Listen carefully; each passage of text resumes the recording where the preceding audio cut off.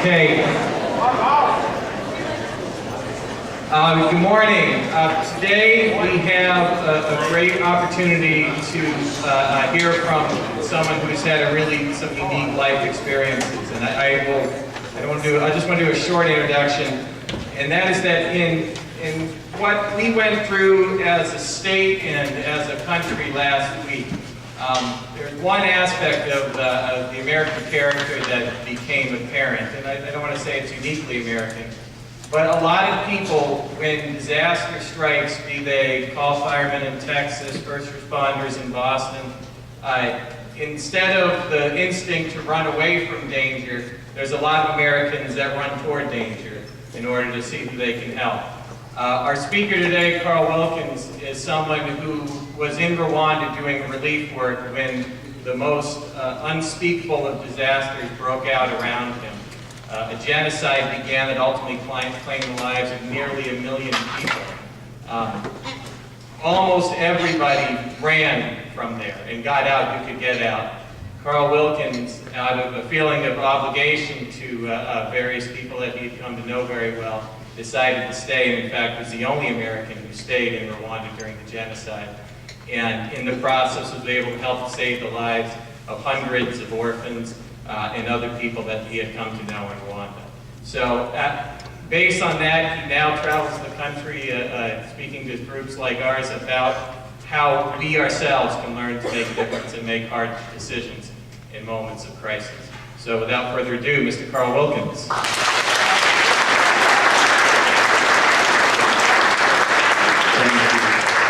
Morning. Man, really nice. We came in last night, rainy and dark, and I had seen this place on the map, but I've never been to Cape Cod. And so, are we still in Cape Cod here? Yeah. It's all like, yeah. All right. When I used to talk about Rwanda, I would talk about the genocide, and then I'd talk about Rwanda today, and invariably I'd run out of time. And so, while we will get to Rwanda, the genocide, I just want to talk a little bit about Rwanda today. I was just back there last January with a group of students, and Rwanda has got this, man, incredible thing happening that so many people don't know about. You know, when people say Rwanda, usually the next word is genocide, and it's like a terrible, you know. We were in Iowa this weekend, and I said to some students there, what do you say when you say Iowa? What do you think they said? Potatoes. Potatoes? Corn, yeah. And I said, broccoli, you said that. And you know, I think that for a lot of us, it's nice to be able to say something that you can kind of smile about. I don't know, when people say Cape Cod, tourist. Well, I don't want to be part of this kind of, I don't know what I call it, but I don't want to be part of this thing that just keeps perpetuating the idea of Rwanda genocide Rwanda, because Rwanda is so much more than that. And I think one of the neat things right now is a film that's come out about the Rwanda cycle team. These guys, in fact, it's a billboard, you know, we're in downtown Kigali in this picture, and there's a lot of things we could pull out of this picture, but let's just jump over here to YouTube real quick, and you type in Rising from the Ashes, and you get this trailer. Now this isn't in theaters yet, but they're doing it in screenings all around. Before genocide, I was still younger. From my family, I lost 6, my brother, and then I lost all this family. The most devastating circumstances can yield the most powerful forms of hope. During the 1994... Always pause for a second there. You know, some narrators, they got just a nice voice. Do you remember what he said? Anybody remember? I mean, the big things are up there of all the film screening, you know, festival awards. What did the guy just say, actually? Pardon?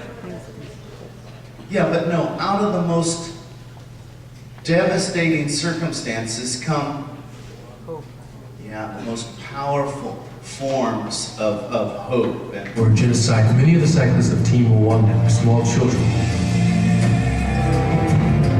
7 years, these young cyclists had lived in the aftermath of one of modern-day history's most devastating genocides. You could see how much hope the bike gave me,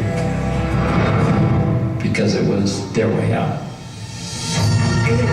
2000. So I'm gonna just let you guys finish the rest of that later on your own. And I hope you'll put it on your Facebook page, share it with some friends. Maybe you guys will even arrange here at this school a screening of the film.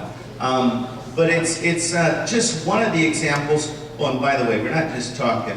When we say put it on your Facebook page, okay, today when I meet with you in a bunch of different, no, go the other way. When we meet with a bunch of different ones of you, you'll see our Facebook page, World Outside My Shoes. And I'm not gonna post it again because I've posted it a bunch of times, and it's waking up. But it's gonna be down there a little farther. Where are you down there? Oh yeah. Oh, this thing? It's kind of cool. You guys, you were so easily distracted, like me. Oh yeah, there we go, down there. So a bunch of things we talk about today. If you don't remember, I hope you'll just jump on the Facebook page and you should find some reminders of these things we're talking about today. Rwanda, by the way, in the past, before 1994, when people said Rwanda, the word was gorillas. You know, and gorillas in the mist, and well, we'll keep on going. This summer we were there with a group of teachers and also some high school kids. And these are the college, these are the theater kids. I was just looking around, this is a great auditorium, and I thought about, I see the telephone on the wall, and I'm thinking about all the wonderful plays you have in here. And these are theater kids from Buffalo State College that went to Rwanda. They went to some of the hard sites, the churches where people were killed. They went to a school, there's an especially hard site, a school where the government told the people, come here, we can't protect you at home, come to the school. And then at the school, they were all massacred there. And they dug up the remains, and well, before I finish about the school, I traveled like for 5 years, been going full-time, school to school to school to school. Yesterday I was at a school in New Jersey, and the day before that Manhattan College, and then the weekend in Iowa. And, I could go backwards or forwards. Next week we'll be in Florida and then North Carolina. So I talk about this a lot. And one of the things I try to be aware of is I try to think about sitting where you are. Some of you hearing some of this for the first time, because I talk about this all the time, and it's horrible, some of this stuff. And I don't want to race over the horrible stuff, but I also don't want to traumatize you, because, we all are different at this. And I remember just very recently, a young lady, the tears were in her eyes, and it's hard for me to talk about some of this stuff. And then I see somebody and the tears in their eyes, and I'm like, I don't want to leave a trail of trauma behind me. And so while we will touch on some hard stuff today, I hope that afterwards, you'll talk with somebody about it, one of your friends or teacher or parent, or Facebook me, or journal maybe. You'll write about it, but I just don't want to be insensitive. This is some tough stuff, and like I'm about to tell you about this school, which is just, I can't just tell you cerebrally, here's the facts and stuff, because we live there. These are our friends, these are families that are just as wonderful and generous as your families. And in any case, the theater kids are there at this one school. The group before them, actually, the girl, after we came from the school, they dug up, the government made the decision to dig up the mass graves, and family members, some who survived, would identify them, sometimes by just simply the clothing that they wore. And it's a very controversial memorial, because for some of the bodies that were not claimed and identified, and most of them weren't, and most of them were reburied, but for some of them, they covered them with lime. Well, we won't dwell on the pictures, but they covered them with lime, and they laid them on tables, and you could see sometimes the hair. In some rooms there were little children in the rooms, and so as you walk from room to room with these family members who've been killed, one of the theater girls, she says, afterwards, it stank, and it was gross, and it's not like she's complaining about things that stink or gross, but she's like, these were beautiful people, and should they be remembered as this, skeleton with skin around it that smells, And it's like that, she was very bothered that they should be remembered that way. And yet, there's another young lady who I talked to recently, Rwandan herself, who was getting her education out of Rwanda. And when she came back to visit her home country, the country that most people say, you know, Rwanda, genocide, but she visits the school. And it was several years ago when some of the clothes were still there. Things have deteriorated. They're trying to preserve it more permanently. But she saw this little girl with a red dress, and she says to her mom, I had a dress like that. And her mom's kind of like, well, you know, this is serious here and stuff. And she's like, no, Mom, I am serious. You know, my dreams to become, you know, an anchor on a major news network, and all of her dreams as an international journalist. This little girl probably had those same dreams, she says. And so for this young lady, instead of going on and pursuing a career somewhere in the international community, she's like, I'm moving back to my home country. I'm coming back to Rwanda to make a difference, because she saw that little girl in that dress that reminded her of herself. So these memorials can be very, very controversial, and yet they move people deeply, as you would imagine. It's just the smell sometimes. And so as these students came back to Buff State College this past semester, they've been in a theater ensemble class writing a play based on their trip to Rwanda. And I'm thinking some of you, especially you in theater, but others too who are interested, will want to see this play. In September, they'll perform it for the first time there at Buffalo State, and you'll be able to see it online, because they usually record. The play from last year's group was When the Walls Come Down, Truth, another powerful play from their time in Rwanda. So trips back to Rwanda are not just, okay, I gotta skip over to this picture for a minute. Trips back to Rwanda, no, not history, Sina, there you are not just about the tragedy of the genocide too. There's this guy who I love going to his farm or his, I don't know what you would call it, because it's he's a very simple man. He keeps these new billboards. I love his homemade billboards. But as you go through the countryside here, this man right here, Gerard Sina, he just invested his community. He hasn't taken, you know, to the city to make big bucks in the city. He stayed in the community, and he's actually made big bucks in the community. He doesn't speak much English or French. Not a lot of formal education, but I'm sure he's a millionaire by now. He invests in the people in his community. The 2 words that he speaks in English, well, okay, we're going past this guy who's got a bunch of strawberries on his head, heading down, because he's got a juice factory down there. He gives these plants, strawberries, pineapples, passion fruit plants, to everybody who will take and grow, and then he buys all of their produce. And it's not just a factory. He built this school, he's always introducing new crops and stuff. Built this school, even a preschool there, and the cattle, you know, the Rwandan cattle don't give much milk, so he's brought in these Friesland. They give about 40 liters, mix them with the Rwandan, and you can bring your cow to this mixed bull, and you'll have, you know, improve your breed. The guy's just all about improving things. But up on the top of this mountain that looks out over thousands of hills, he says, through a translator, I want to build a guest house up here. Do you think people would like it? And I'm like it? They would love it. It's gorgeous. But how are we we had just driven this little mountainous road to come up with these precipices, seriously, that drop so steep down. Like, how are people going to get up here? And he's like, well, there's these things. He's talking to a translator, and the translator says something about a car on a cable, and I'm like, a gondola? He had been to Europe, and he had seen in Switzerland gondolas. And I'm like, you want to put a gondola here? And he goes, these are his 2 English words, is possible. Anyway, love the guy. He plays classical music to his pigs. I mean, he is so creative. He says that the pigs, they're much more calm at feeding time when he plays the music.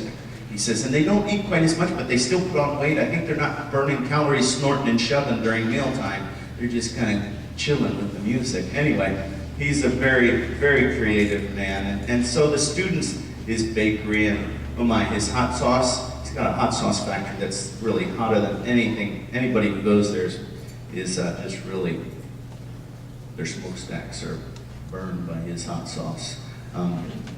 But in any case, so when we go to Rwanda, there's all kinds of wonderful stories beside the difficult stories. And so what I'm going to do with you this morning is I'm going to take you on a little, Rwanda, by the way, has got like the 9th fastest growing economy in the world. This time of global recession, countries bailouts, Rwanda's doing incredibly well.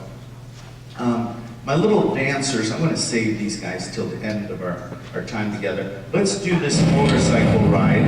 Okay, it's a GoPro. I'm not always filming myself, but you guys know with a GoPro you have to look. It doesn't have a viewfinder, and I hate when you think you're filming something with your GoPro and it's off, so that's why you turn it towards each other. But we're just riding up the street in Kigali, Main Street. It's just gorgeous. I mean, you can see clean, you know, it's like I can't find a piece of trash there. The curbs are painted, everything is groomed, grass is planted in the little brick walls, and as we're heading around, I don't recommend riding on the motorcycle taxi, but then here I am riding on it. I told the guy just to go slow, and I think it's a lot safer, and they're cooperative. He's a nice guy. But where we're heading, oh yeah, there's police. There's when your government has been killing you, your neighbors, your friends, your niece, your favorite teacher, when your government was killing, how are you going to trust the new government?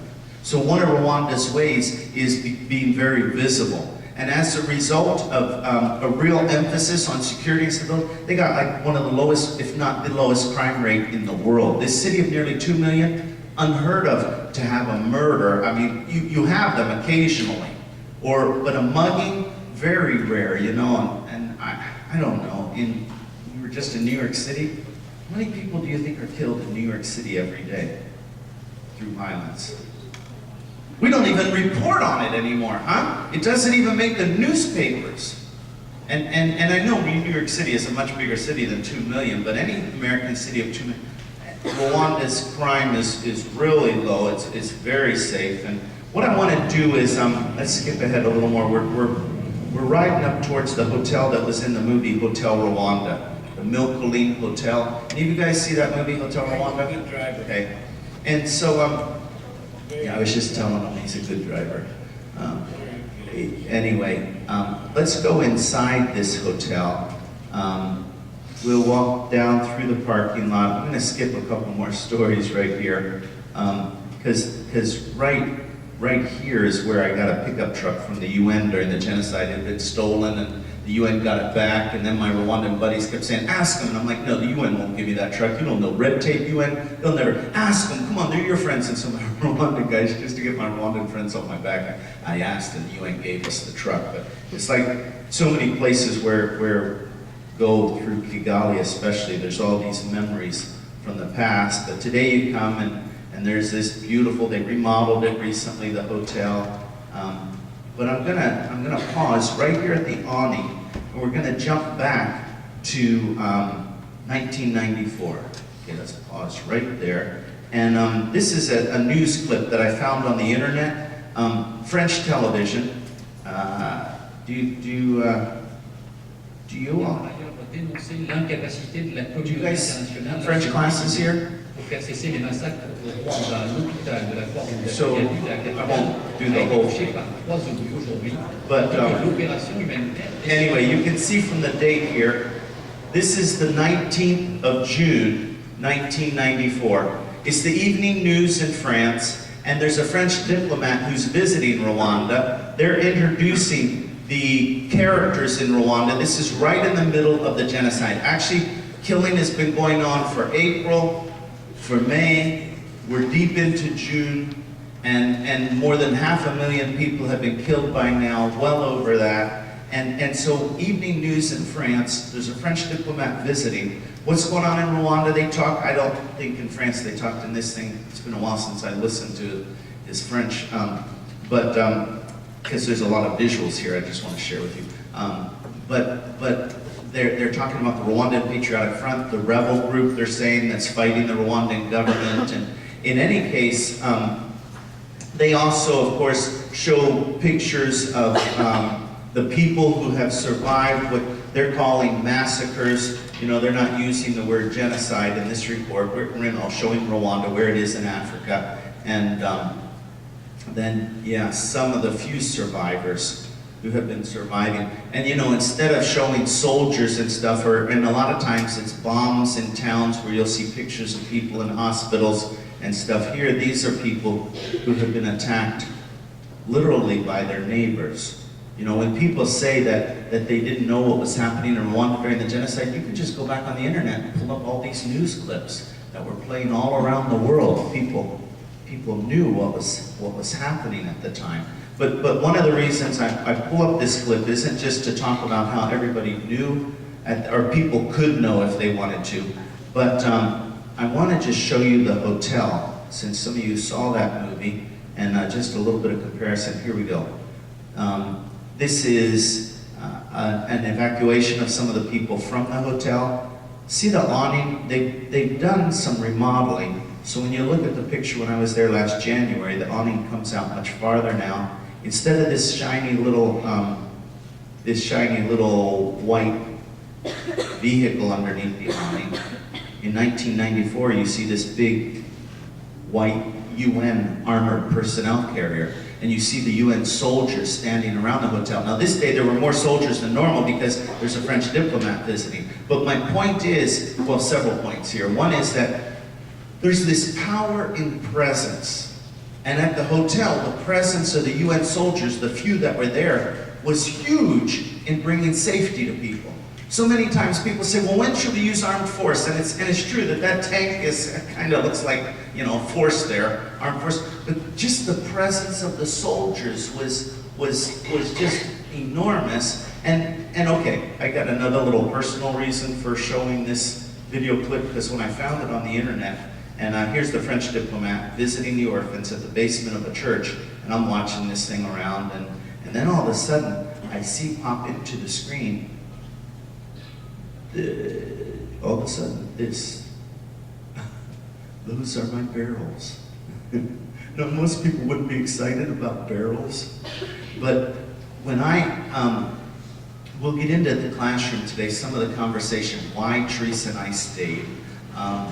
Introduce you to some of the people that, as the foreigners are leaving. In fact, let me just jump to a couple of pictures here to help you. Our family really young when we moved to Rwanda.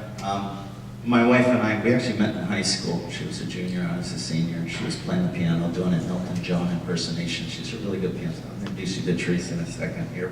And we got married right out of college. 6 weeks later, we moved to Africa. Our daughters were born in Zimbabwe. Great place to raise our kids. After 6 years, came back to America, got an MBA. I was a shop teacher, auto mechanics welding. Came back, got an MBA, and then we went to Rwanda. We're building schools in Rwanda. And really rewarding work. War broke out. We started working with people who were chased out of their homes. This is just a few little huts. Often the hillside would be covered with thousands of these little huts. And of course, kids are the ones who suffer more the most. And we had feeding stations and kind of covering a bunch of ground here. Our house, really comfortable home. And like I said, our kids, it was a great place to raise our kids. And we'll talk more about this later. But let me give you some visuals here of the plane is shot down, soldiers show up. There's enough soldiers that they could stop the killing, but instead they're there to evacuate the foreigners only. They're not there to help the Rwandans. So as the foreigners are leaving, most of them at the airport, soldiers there helping the foreigners leave, my wife and I had this decision to make. What are we going to do? And in short, we'll talk about more in the classroom, because of a young lady who was in our home. This young lady right here lived and worked in our home. She was targeted to be killed. I'm sorry if some of you, I'm sure, might not have the background why one group of people was being targeted to kill another, so we'll get into that today. But this young lady was part of it. She did nothing wrong to anybody. In fact, she's kind, generous, but my wife and I just couldn't imagine leaving her to be killed just because the soldiers who were there to help foreigners and not to help Rwandans. So we made this decision that I would stay. We didn't know that so many people were going to be killed. We didn't know it would last for 3 months. When I said goodbye to Teresa and the kids, I said two months maximum, you know, but this thing, I mean 2 weeks, sorry, I said 2 weeks maximum. But in any case, the decision started with this young lady, and Teresa and the kids went to Nairobi, Kenya. In fact, I want you just to meet, and later today in the classroom, yeah, you can clap.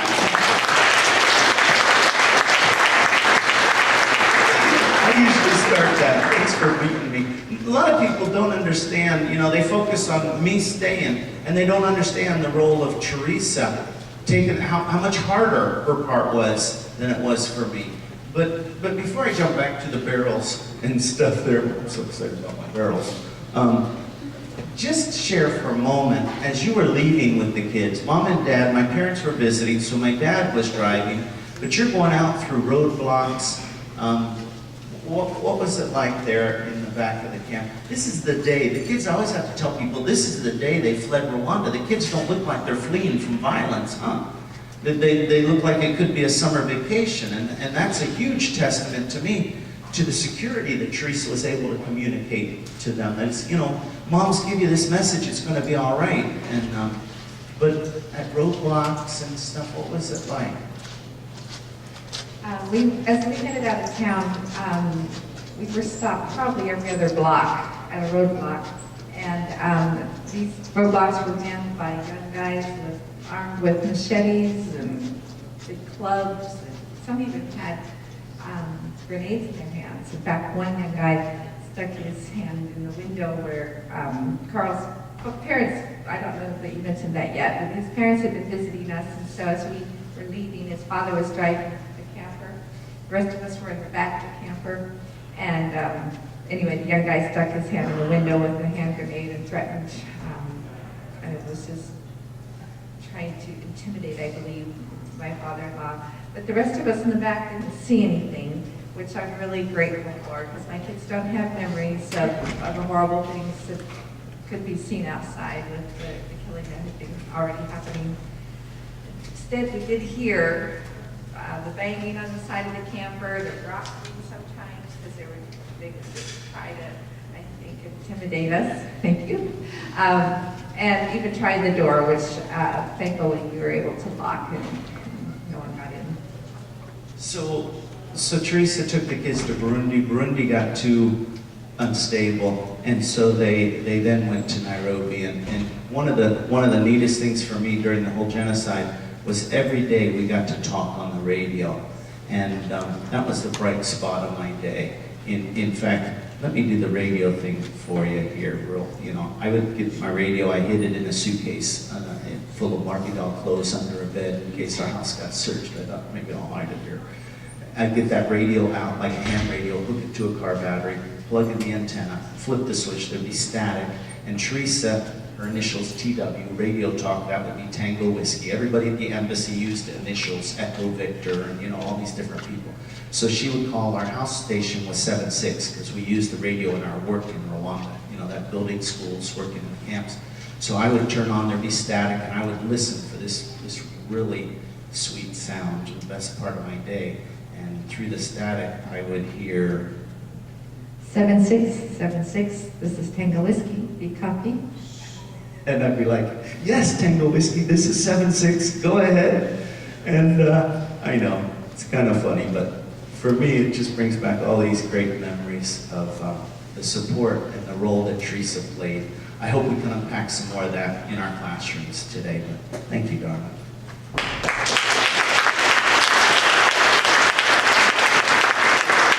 John, with time, is our time up? Yeah, we should wrap up. Okay, so the barrels, we'll wrap up with the barrels, okay? When I finally got out of the house after 3 weeks, I met a guy who was in charge, a colonel in charge of the city. He's in prison today for genocide. He's gonna be in prison for the rest of his life. But I formed a relationship with him. He directed me to an orphanage. And as I came inside the gate of this orphanage, there were fresh little graves on the left. And these little ones were not kids who were killed with the machetes or with the mortars, the bombs. These were little ones who were dying of diarrhea. They had no water to drink, all the moisture left, and they were just burying them in the parking lot. And so it was desperate to get water there. So when you see these barrels in this picture, these barrels meant life. Every barrel, meant life for several hundred kids. And the way we got the barrels, there's snipers shooting at us, and that's a whole nother story. But as we visit in the classrooms today, I hope we can begin to unpack the relationships with the people, why you would take risks, what the power of presence really means, and we could also unpack here in the last part of this little video here. Oh, that's Mark, the Frenchman who stayed. Long hair, long beard, the kids called him Jesus. And this little baby in my arms, as I was leaving the hotel, I was trying to avoid the media and stuff, but this little baby in my arms, I just saw her last summer. She just graduated from high school. So I'm really looking forward to visiting in your rooms, talking about not only what happened then, but what's going on now, and how people, even like this little baby, are forming a life after such a horrible tragedy. Thank you guys very much.